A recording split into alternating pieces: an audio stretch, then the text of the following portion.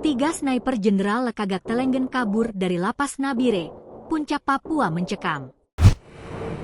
Tiga narapidana yang merupakan eksekutor atau sniper OPM, yakni Irinus Telenggen alias Sayur, Salam Telenggen alias Uras Telenggen, dan Yomison Murib alias Biasa, dilaporkan kabur dari Lapas Kelas 2B Nabire, Papua Tengah, Kamis 8 Mei.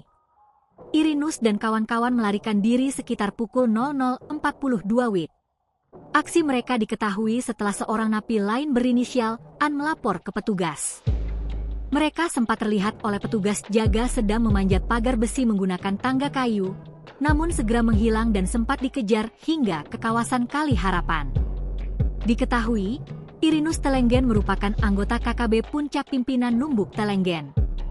Ia berperan sebagai penembak jitu alias sniper, dengan sisa masa hukuman 2 tahun, 2 bulan, dan 10 hari.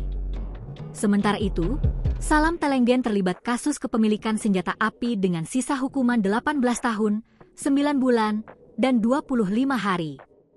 Ia dikenal sebagai eksekutor OPM.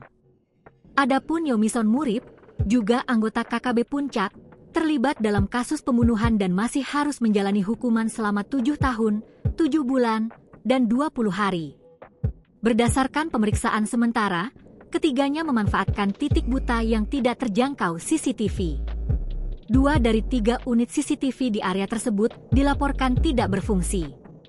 Hingga kini, pihak Lapas Kelas 2B Nabire belum melaporkan kejadian tersebut secara resmi kepada aparat keamanan setempat.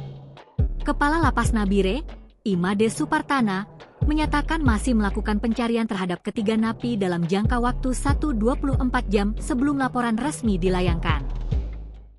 Download Tribun X sekarang, menghadirkan lokal menjadi Indonesia.